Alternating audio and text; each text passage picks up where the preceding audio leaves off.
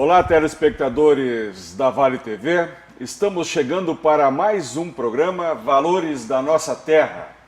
Programa este que tem por objetivo colocar em perspectiva, as histórias, os feitos dos homens e mulheres aqui da nossa cidade, da nossa região do Vale dos Sinos, que possam servir de inspiração, que possam, digamos assim, instigar aqueles que estão precisando de uma palavra de desafio, uma palavra de encorajamento, sobretudo nesses tempos difíceis pelos quais nós estamos passando. E é sempre bom escutar as histórias, os grandes feitos, que possam servir de exemplo para nós todos.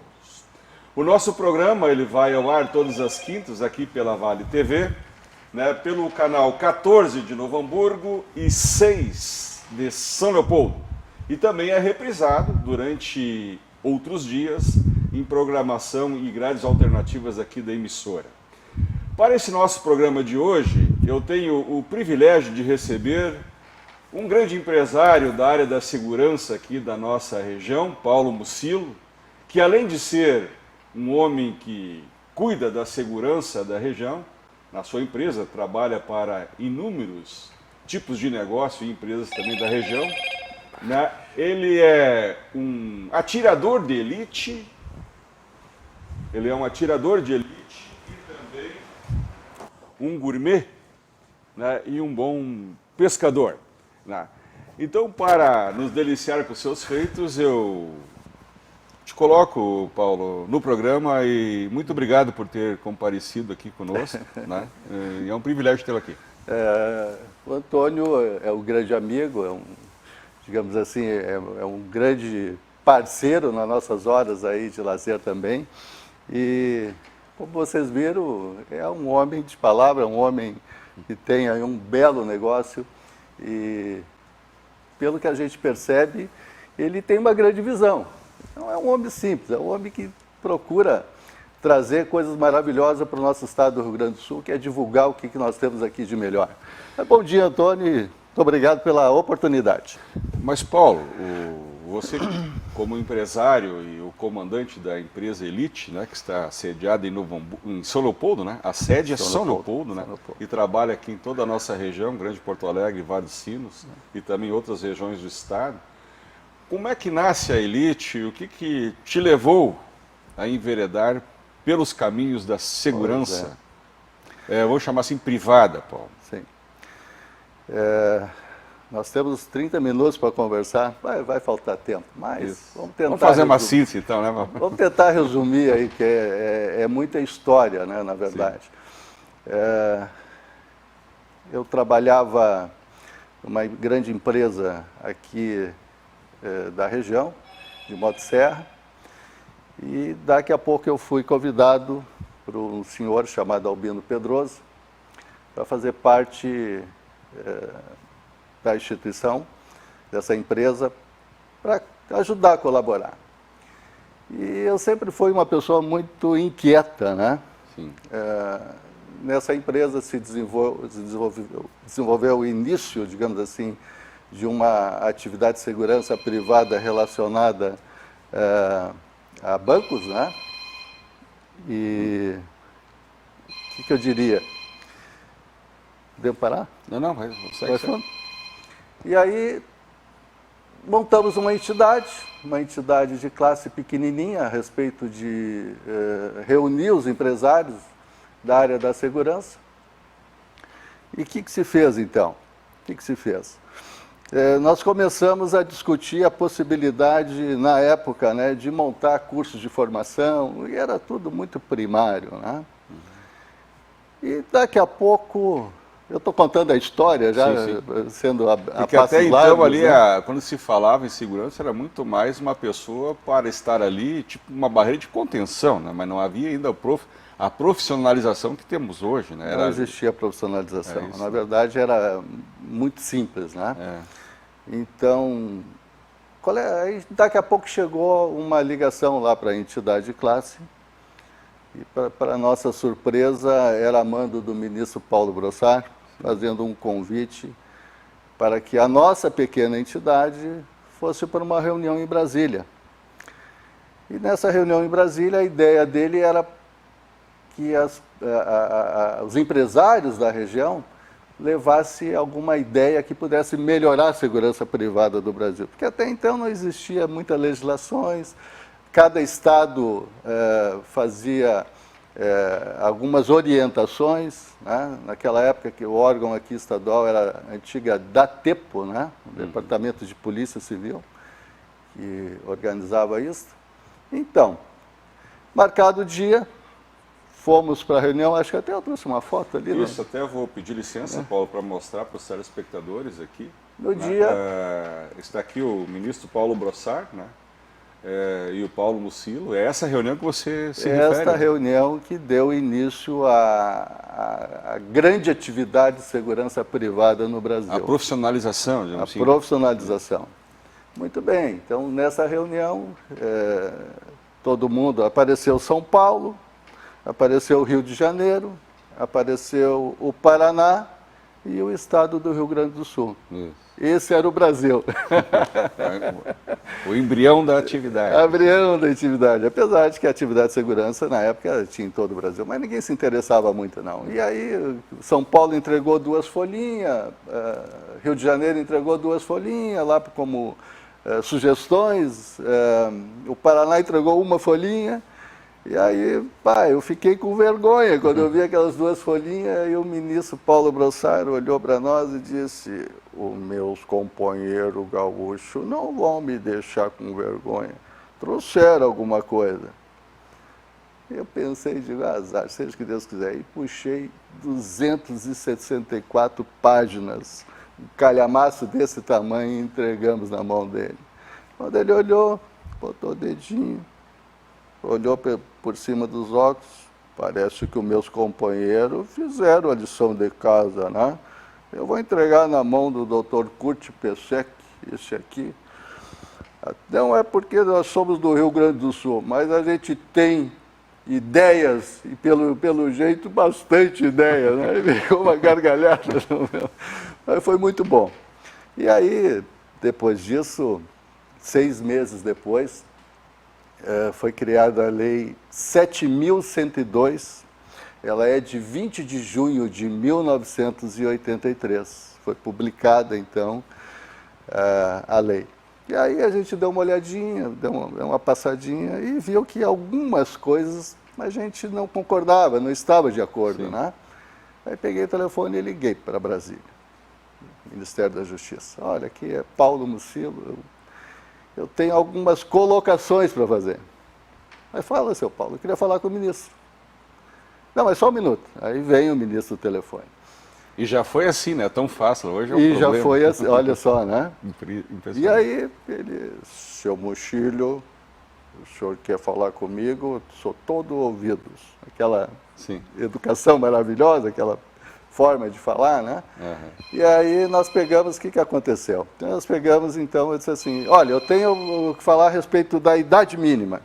Nós achávamos que 24 anos era uma idade boa para você ser vigilante, né? Sim. E não 18 anos. 18 anos eu acho que é muito perigoso essa questão. Era muito jovem para É muito já jovem, ter... usar arma, enfim, né? Aí o que a gente fez? Ele, seu Mucilho, vamos fazer o seguinte, o senhor, por gentileza, coloca isso no papel e me manda pelo fax. Mas era na época do fax. E aí fizemos todas as nossas considerações, mandamos pelo fax. E aí, no dia 24 de novembro de 1983, foi publicado o decreto-lei, né? Onde regulamentou essas situações novas, né, que foram ditas, né? Sim. E aproveitaram, criaram outras coisas, né? Uhum. No início não estava na legislação uma questão que nós achávamos muito importante, até porque o grande problema era bancos. A FEBRABAN não queria saber de nada. Não, isso não é comigo, mas como não é com vocês? Não quis internalizar esse custo. Né? Não queria participar. Mas aí acabou, então, mais tarde, participando, enfim, e até foi muito importante a participação da FEBRABAN, porque meio que disciplinou a questão da segurança, né, privada nos bancos. E aí começou então a grande reviravolta para melhorar a segurança bancária. E o que entrou primeiro? Foi o grande problema e era um dos custos mais altos, era a porta giratória.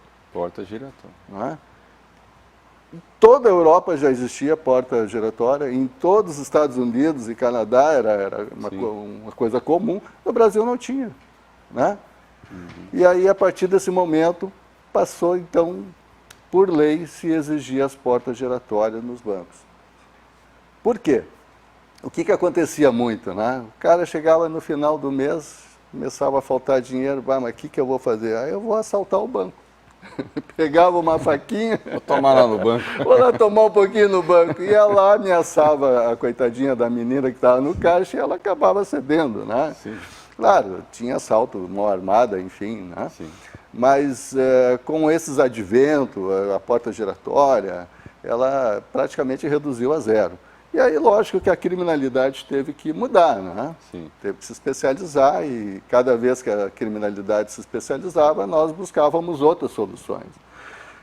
Essa ideia de botar um vigilante atrás, protegido por digamos assim, uma cadeira com placas de ferro e mais o vidro blindado, essa ideia foi minha. Uhum. Quando eu falei, o cara, mas Paulo, tu tá maluco? Tu sabe quanto custa? Eu digo, eu não sei quanto custa a placa do vidro, mas eu sei quanto custa uma vida. Yes. Bom, terminei com o argumento da pessoa que estava questionando, né? Eu acho que a vida é muito mais importante. É um bom argumento. Né? Eu acho que vocês têm que proteger quem está protegendo o banco. E aí se criou, então, o conhecido proteção individual do vigilante. Tem alguns bancos, né? O nosso Banrisul teve uma ideia maravilhosa que ele colocou do lado do caixa, num patamar bem acima, né? O vigilante lá controlando. Aquela sensação de segurança eu acho extraordinária, né? Parabéns. A palavra é essa aí, né, Paulo? A sensação, né? Você tem que criar sempre a sensação de segurança e também de algum temor para aquele que se arroga, né, se arroja a fazer atividade criminosa, né? Essa questão psicológica não funciona, né? Também na segurança. Né?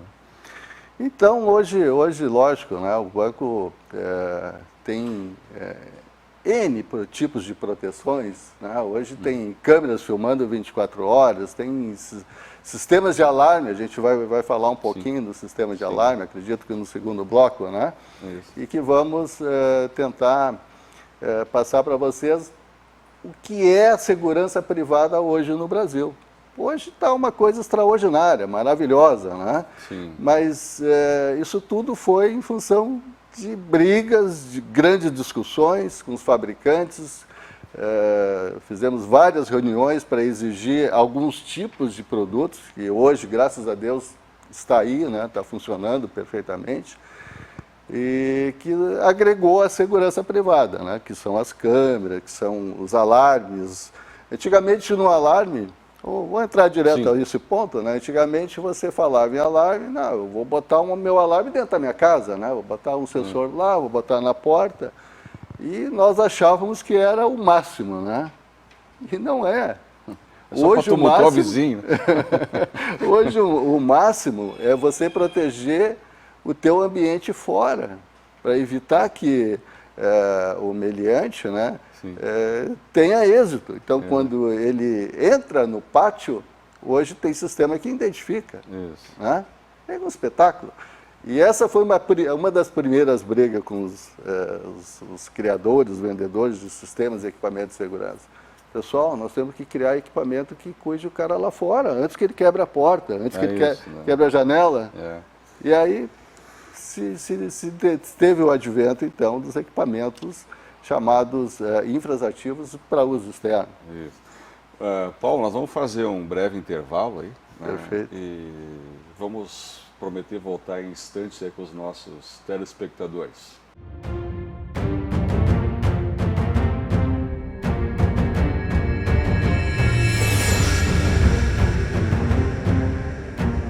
É com muita satisfação que a Unimed Vale dos Sinos faz a entrega deste presente especial a você. É o novo Hospital Unimed, referência em tecnologia, inovação e humanização. Uma estrutura toda conectada, com corpo clínico de alta qualidade, trazendo excelência ao atendimento hospitalar. Unimed Vale dos Sinos. Cuidar de você. Esse é o plano.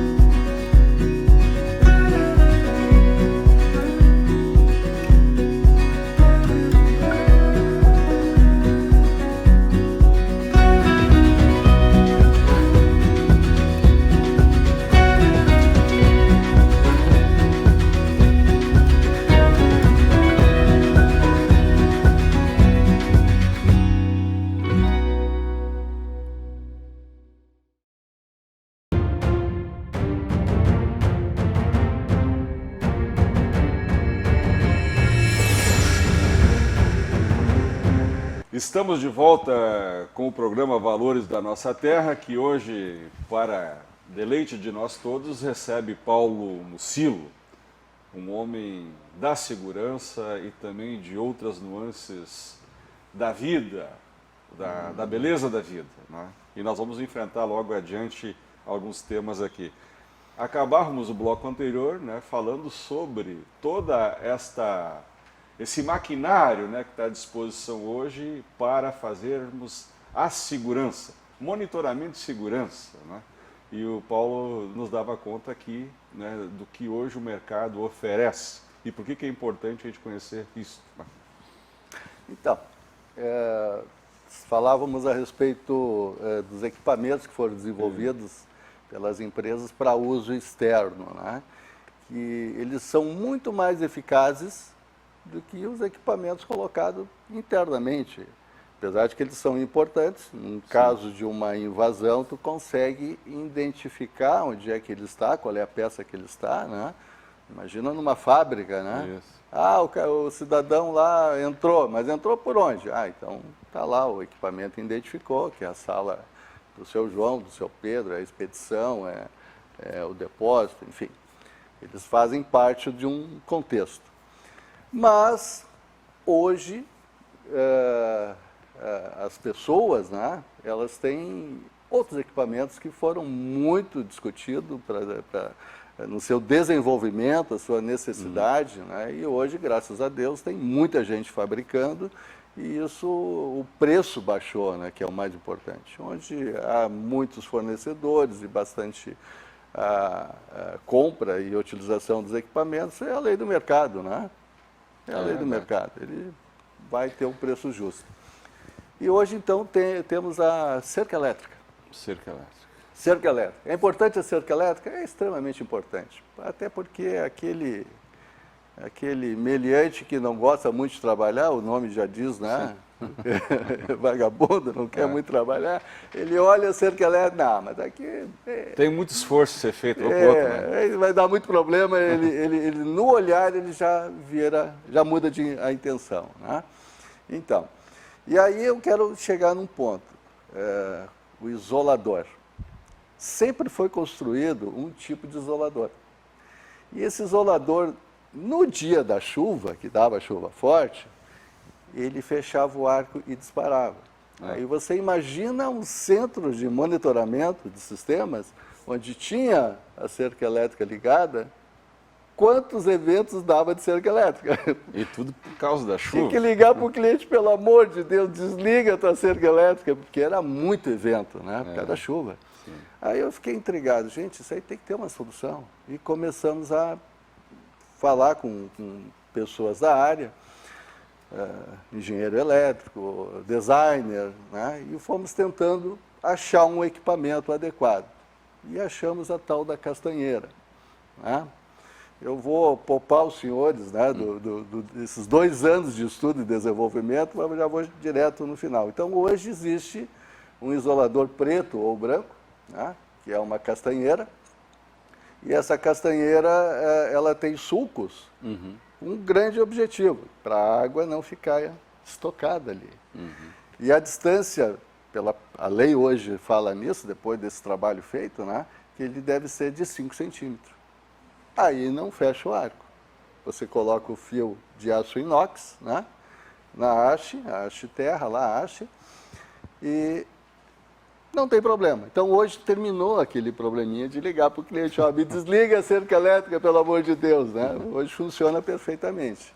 E isso foi desenvolvido por nós. Eu vivi essa fase também. Essa fase, né? Era terrível. Esperar, né? Sobretudo... E esse era o grande medo do pessoal. Eu não vou botar cerca elétrica, você vive disparando. Exatamente. Hoje não é bem assim, né? Hoje é diferente, né? Hoje ela só dispara quando provocada, efetivamente. Quando provocada, exatamente. Não dispara. Antigamente só se fazia de 4 fios, 2 fios, 4 fios. Hoje a grande maioria faz de 6 fios. É o padrão, porque a distância entre o fio de aço inox é muito pequena e eles não conseguem passar. Mas voltando um pouquinho, eu me lembro que uma senhora me chamou, pois é, ele passou para a minha cerca elétrica. Passou o quê? Uma bicicleta. Não, mas não pode. Aí fui lá olhar. Então era 1 metro de haste e 4 fios. Aí o cara puxou um pauzinho, né? E passou a bicicleta. Isso não acontece mais. Bom, o que se evoluiu mais com os sistemas de cerca elétrica? Se conseguiu criar com a concertina. O que é a concertina? É aquilo que os presídios sempre usaram, né? Aqueles arames farpados, né? Umas ferpas desse tamanho. A gente conseguiu, então, desenvolver para colocar atrás da cerca elétrica. Isso se chama concertina flat, ou flat, como queira, mas é flat. E ela, então, é fixada atrás da cerca elétrica. Aí, quando o ladrão olha um fio de aço inox com choque, aquele cerco farpado, aí sim que ele larga de mão. Não. Aqui eu não vou. Aqui eu não quero Só saber. se fosse aquele saltador de vara, né? E ainda assim, para voltar Tem é que um ser problema. Para voltar carregado é um problema. Tem que levar 2 varas. Para voltar carregado é um problema. Ele carregar também não vai dar, né? Mas então, são 2 itens de segurança, né? Principalmente para a residência. Lógico, isso serve para qualquer um que tem um muro, né? Ele é extraordinário. Ele realmente resolve. E o custo baixou demais. Baixou, né? Baixou é acessível, hoje é acessível. Acessível. Eu vejo os telespectadores a importância que é você conversar com quem conhece e domina todo esse processo de desenvolvimento, de todos esses mecanismos, né, que estão ali para a gente poder fazer algum tipo, né, de acautelamento às nossas pessoas e ao nosso patrimônio, né? Então, por isso que é, às vezes, recomendável você se dirigir para empresas sérias e que têm um know-how e uma história, né, na implementação desses mecanismos, né?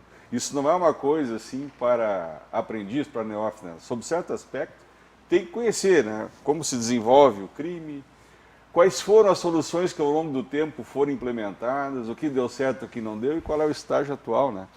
E aí ele pergunta, Paulo, como é que está o mercado da segurança privada aqui no Rio Grande do Sul, e sobretudo aqui na nossa região do Vale do Sinos? É um mercado sempre promissor, né? É um mercado promissor. Infelizmente, a criminalidade ela não diminuiu, muito pelo contrário, né? Ela aumentou demais. Então, se vocês andarem a partir das 18 horas na rua, tu vai observar que tem muita gente com mochila nas costas e muita gente suspeita. Então, a quantidade de pessoas esperando eu falo pessoas, né? Mas esperando uma oportunidade para cometer um tipo de crime. E isso, infelizmente, cresceu muito. E tão cedo eu acho que não vai mudar. Né? A sua experiência, assim, né, períodos como este que nós estamos vivendo, que é períodos de grande dificuldade, né? Nós temos desemprego acentuado e também uma parcela muito grande da população que tem dificuldade de se colocar, né? Isso também ajuda a aumentar, sobretudo esses tipos de crime que são de oportunidades. Como Antônio Vec, eu não tenho dúvida nenhuma de que a ocasião faz o ladrão, a oportunidade ela existe, a situação ela é difícil, imagina, o pessoal fala que no Brasil nós estamos com 14 milhões de desempregados. Né? Eu não sei se esse número está correto, está perfeito. Eu acredito que seja mais. Aqui no estado do Rio Grande do Sul, nós temos um agravante. Né? Foi um período que mais se fechou. Os empresários os que permaneceram tiveram grande dificuldade para se manter no mercado. E não é segredo para ninguém a quantidade de empresas que foram fechadas definitivamente. Essas empresas que fecharam tinham pessoas trabalhando, né? Exato. E para onde foram essas pessoas? Exato. Como é que se encontram hoje? É difícil. Temos que... aí E a vamos elite... entrar na área da política e não é a nossa área aqui, né? Exato. A Elite Segurança está sediada em São Leopoldo, né? Está sediada em São Leopoldo. Quantos anos atua, assim, só para dar para o nosso telespectador um número? Nós abrimos a empresa no ano 2000, com esse formato, né? Sim. Esse formato de trabalhar com tecnologias, investir maciçamente em equipamentos.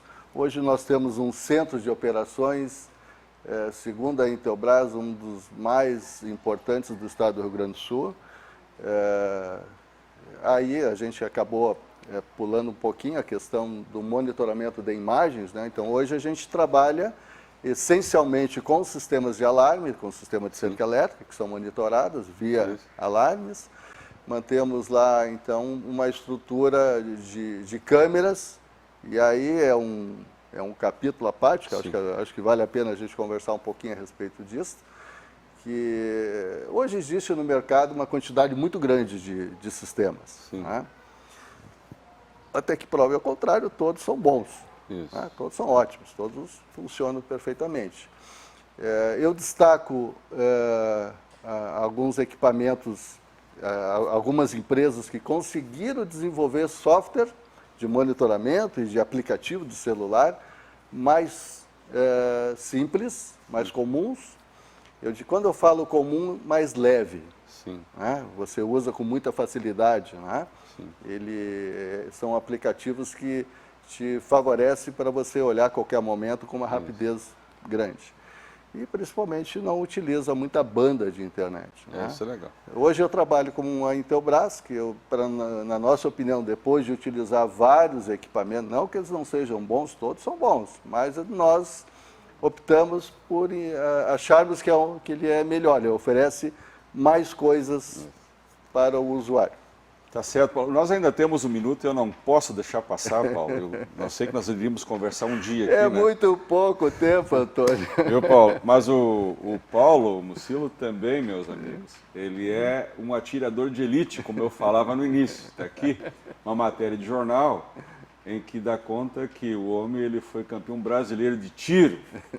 E ainda recentemente, né, aqui a Confederação Brasileira de Tiro também, né, lhe outorga aqui Isso é de ouro. uma medalha de ouro. Quer dizer, o homem faz segurança e também confirma na prática, se tiver que usar alguns mecanismos alternativos, ele também sabe fazer uso e bem. Conta assim para nós em um minuto, Paulo, como é que veio esse gosto também pelo tiro? Isso é outra cachaça, viu? Isso é uma coisa maravilhosa. Depois que você sente o cheiro da pólvora, você não larga mais. É verdade. Pode perguntar para qualquer atirador. Sentiu o cheiro da pólvora, está ferrado. Não larga mais. Mas o Rio Grande do Sul está de parabéns também. Nós temos excelentes atiradores. O tiro que eu gosto de praticar é o tiro ao prato, né? Mas nós temos aqui, arma longa, nós temos aqui atiradores de armas curtas, de várias modalidades de armamento, e são excepcionais, são excepcionais. É um esporte maravilhoso. Eu vou me permitir, viu, Paulo, sugerir aqui ao Ivan Carlos, que tem aqui um programa também gravado sobre tiro, né? Olha aí que maravilha. E que ele te chame aqui para conversar sobre isso, porque você é um especialista em tiro. Infelizmente, Paulo, nós vamos ter que achar um outro programa para voltarmos a falar sobre algumas coisas que Nós nem falamos sobre comida. Pois é, isso vai ter que ficar para o próximo. Nós vamos falar sobre tiro e todo esse mundo que envolve esse esporte que é magnífico e como ele vem crescendo aqui no estado e no país. Pescarias, Paulo, também, né? Pescarias, vamos falar sobre puxa vida. pescarias e, sobretudo, a culinária, né? Esse Aquelas... é o nosso melhor. Isso, né? Então, o senhor se compromete a vir no outro programa só para falarmos sobre isso. Infelizmente, nós vamos ter que acabar o programa, porque o tempo, ele digamos assim, nos escraviza, né? Mas prometemos voltar na próxima semana com mais um entrevistado de nome aqui para o nosso programa Valores da Nossa Terra. Ficamos então até o nosso próximo programa. Muito obrigado pela audiência e tenham todos uma boa semana.